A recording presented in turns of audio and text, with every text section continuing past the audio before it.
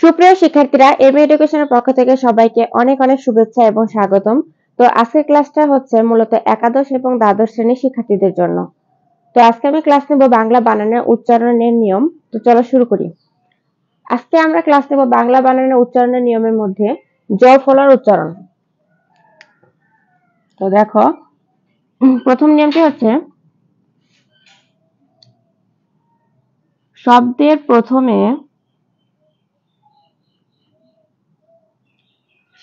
প্রথম বর্ণের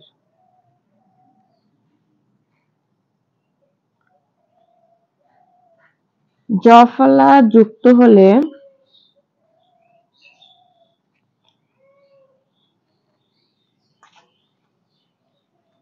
বর্ণটির উচ্চারণ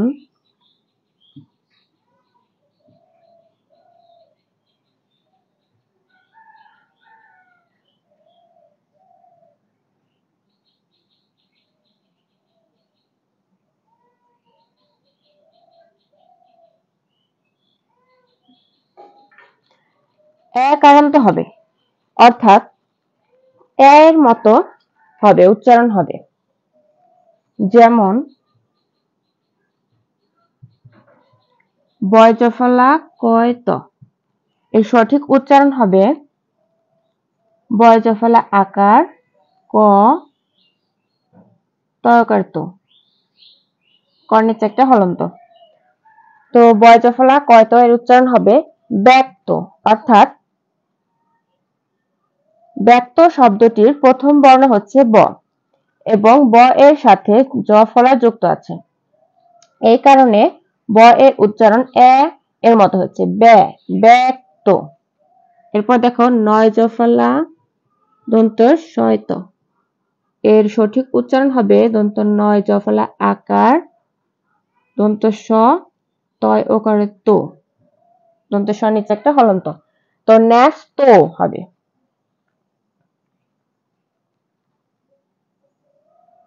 এরপর দেখা যাচ্ছে কি ব্যর্থ, বয়জফলা থাইরেফ ব্যর্থ। তো এর সঠিক উচ্চারণ হবে বয়জফলা আকার বয় শূন্য র থয় ওকারের থো, ব্যর্থ। তো তোমরা উচ্চারণের নিয়মগুলো দেখে নাও এবং লিখে নাও।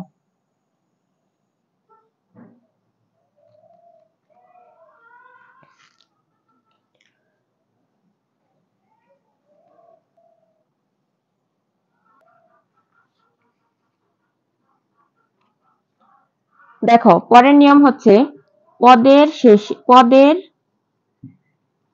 মধ্যে বা শেষে যুক্ত ব্যঞ্জনে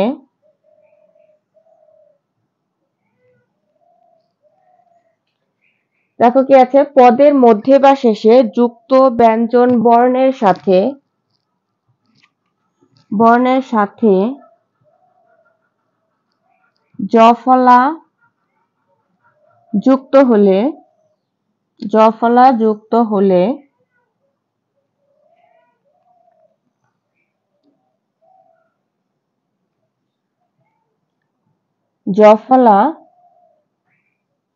উচ্চারিত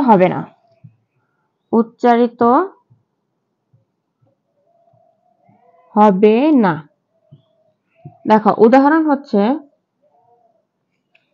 দেখো যে সন্ধ্যা দন্ত স নয় ধয় জ ফলা আকার সন্ধ্যা, এর সঠিক উচ্চারণ হবে সন্ধ্যা, একটা হলন্ত। তাহলে সরকার স দন্ত ন নিচে একটা হলন্ত এবং ধয়াকার ধা হয়ে গেল সন্ধ্যা। এরপর দেখো স্বাস্থ্য, শয় বয় আকার দন্ত শয় থয় জফলা, স্বাস্থ্য এর সঠিক উচ্চারণ হবে শ্বাস থো, তাহলে সরকার সাত দন্ত শয় হলন্ত থোকার্থ স্বাস্থ্য। তো তোমরা নিয়মটি লিখে নাও, বেশি বেশি করে লিখবা, তাহলে তোমাদের মনে থাকবে।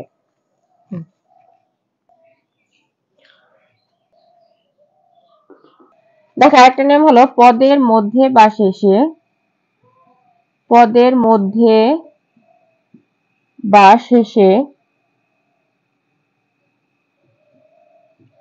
জ ফলা, এখানে দেখি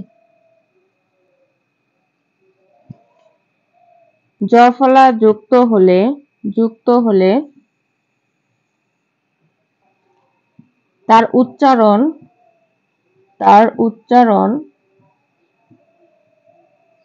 ওকারান্ত হয়, ওকারান্ত হয়। অর্থাৎ পদের মধ্যে বা শেষে জ ফলা যুক্ত হলে তার উচ্চারণ ওকারের মতো হয়।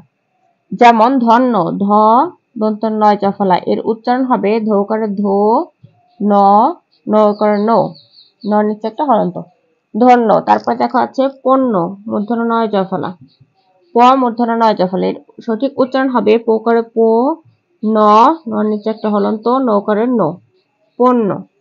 এরপর আছে ল ভয় জ ফলা, এর সঠিক উচ্চারণ হবে লোকার লো, ব ভয়কারের ভূ, লভ্য। তো আজকের ক্লাসটা এই পর্যন্তই।